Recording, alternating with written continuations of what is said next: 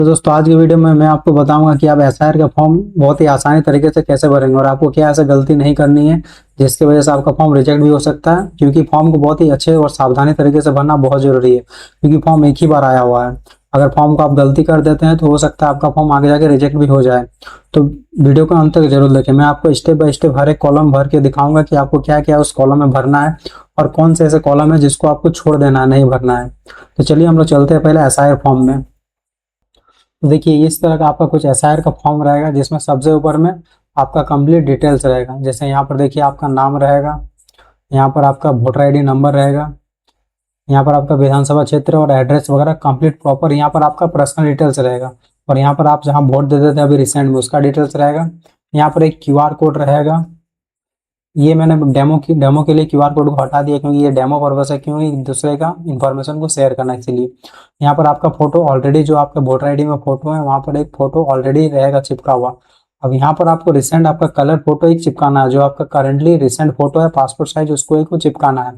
देखिए SIR form भरने में सबसे ज्यादा कंफ्यूजन लोगों के ये दो कॉलम है, इसमें लोग बहुत ज्यादा गलती कर रहे हैं। मैं अपने गांव में भी देख रहा हूँ, बहुत कोई ये वाला कॉलम भर दे रहे जबकि उनको ये वाला कॉलम भरना था, लेकिन बहुत कोई ये वाला कॉलम भर दे रहे जबकि ये वाला कॉलम, दोनों में कंफ्यूजन है। तो मैं इन दोनों को पहले आपको स्पष्ट क्लियर कर देता हूँ किनको ये वाला भरना है और किनको ये वाला भरना है। देखिए सबसे पहले ये वाला कॉलम को हम लोग समझते हैं। सबसे पहला कॉलम है पिछले एसआईआर की मतदाता सूची में मतदाता का विवरण। मतलब अगर आपका 2003 के एसआईआर में आपका नाम था, मतलब 2003 के वोटर लिस्ट में अगर आपका नाम है तो आप इस कॉलम को भरेंगे। अगर आपका 2003 के वोटर लिस्ट में नाम नहीं है, अगर आपके 2003 के वोटर लिस्ट में आपके पिता, माता या फिर किसी रिश्तेदार का नाम है जिसके थ्रू आप, जिसके रेफरेंस में आप एसआईआर करवा रहे हैं, तो उनका डिटेल्स यहाँ पर भरना है। आपको ये वाला कॉलम बिल्कुल छोड़ देना है। लेकिन अगर आपका खुद का नाम 2003 के एसआईआर में है तो उनको ये कॉलम भरना है। तो दोनों कॉलम में कन्फ्यूजन दूर हो गया। अब चलिए हम लोग इसको भरते कैसे हैं वो देखते हैं। तो देखिए 2003 में एसआईआर में जैसे आपका नाम था उस तरह आप अपना नाम लिखेंगे, जैसे जैसे जो भी नाम था। जैसे मान लीजिए आपका राम था तो यहाँ पर आप राम लिखेंगे, पूरा नाम यहाँ पर लिखेंगे और हिंदी और इंग्लिश दोनों में लिख सकते हैं, या तो फिर आप कोई भी एक में लिख सकते हैं। उसके बाद एपिक नंबर, अगर 2003 का वोटर आईडी का एपिक नंबर आपके पास, एपिक नंबर मतलब होता है आपका वोटर आईडी नंबर, अगर है तो लिखिए, नहीं तो इसको सिंपली आप NA कर दीजिए। उसके बाद है रिश्तेदार का नाम। आपका 2003 के वोटर आईडी में जिसका भी रिलेटिव का नाम था, जैसे मान लीजिए किसी का पति का नाम रहता है, किसी का पिता का नाम रहता है, तो उनमें से आप देख लीजिएगा जिसका भी नाम है। अगर आप मैरिड हो गए तो पति का नाम होगा, अगर आप मैरिड फीमेल्स है तो आप पति का नाम होगा, अगर आप जेंट्स है तो आपका पिता का नाम रहेगा। तो आप जो भी नाम होगा उनको लिख दीजिए। जैसे पिता का नाम है सयाम, तो यहाँ पर आप सिंपली लिख देंगे। उसके बाद यहाँ पर उसका संबंध, जैसे आपका उसके साथ क्या संबंध है, पति था या पिता था।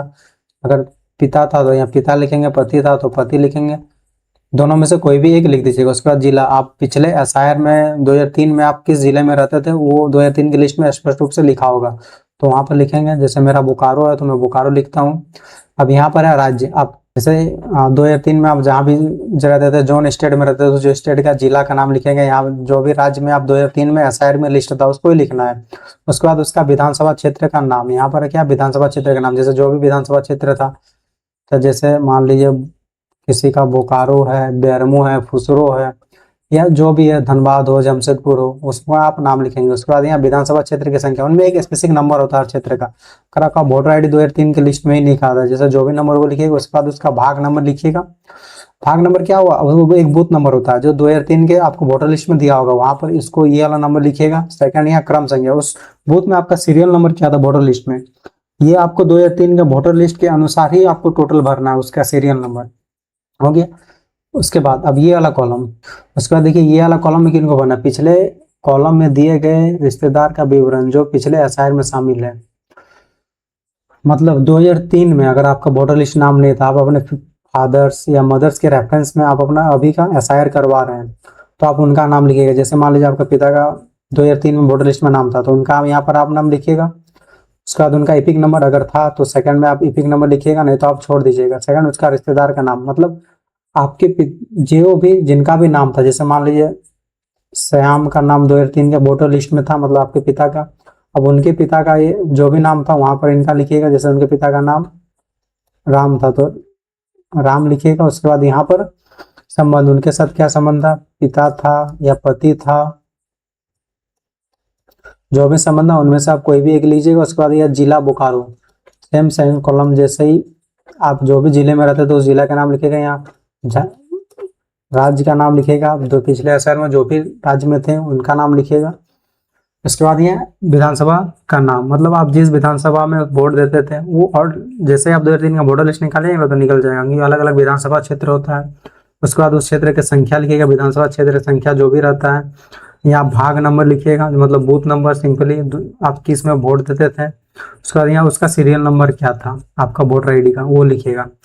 उसके बाद नेक्स्ट कॉलम में, ये तो आपको सबके लिए भरना है। उसके बाद जो नीचे वाला कॉलम है ना, ये वाला कॉलम, ये वाला कॉलम, ये कॉलम सबको भरना है, किसी को भी नहीं छोड़ना है। और आपको एकदम सही सही डिटेल्स भरना है आधार के अकॉर्डिंग। आपका आप यहाँ देखिए, यहाँ पर सबसे पहला कॉलम है डेट ऑफ बर्थ, लेकिन बहुत कोई क्या करते हैं ना, यहाँ पर यहीं पर भर देते हैं, लेकिन इनको यहाँ पर नहीं भरना है। यहाँ पर आपको कुछ भी नहीं भरना है, यहाँ पर साइड में इसका कॉलम दिया हुआ है, यहाँ जितना भी लिखा हुआ है मोबाइल नंबर तो उसको यहाँ पर भरना है।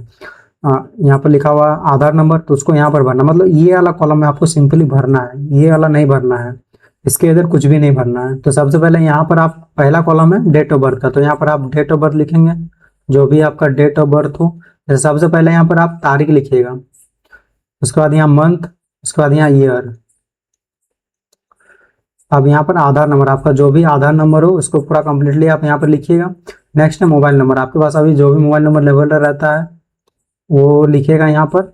उसके बाद यहाँ पर आपके पिता का नाम या अभिभावक का नाम, मतलब पिता होगा तो पिता का नाम लिखिए, अभिभावक है तो उनका नाम लिख सकते हैं। उसके बाद यहाँ पर पिता अभिभावक एपिक नंबर, अगर आपके पिता का वोटर आईडी नंबर अवेलेबल है तो यहाँ पर लिखिए, नहीं तो आप इसको छोड़ दीजिए। सेकंड है माता का नाम, यहाँ पर आपको आपके माता का नाम लिखना है, आपका माता का जो भी नाम था वो लिखिएगा।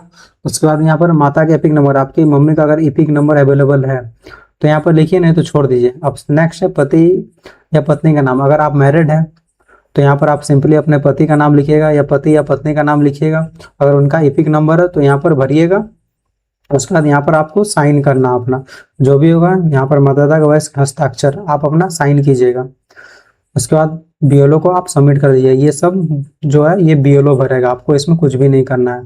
और एक कॉपी आपको रिसीविंग लेके रख लेना है। अगर इसके अलावा आपको कुछ भी और ऐसा रिलेटेड प्रश्न हो आपके मन में तो आप कमेंट करके बताइए, मैं उसका सॉल्यूशन देने का जरूर ट्राई करूंगा। तो तब तक के लिए चैनल को सब्सक्राइब कर लीजिए, और वीडियो को अच्छा लगे तो लाइक कीजिए और अपने दोस्तों के साथ भी शेयर कीजिए, क्योंकि ऐसे ही बहुत ही इंफॉर्मेटिव और ऑथेंटिक वीडियो इस चैनल पे आती रहेगी। क्योंकि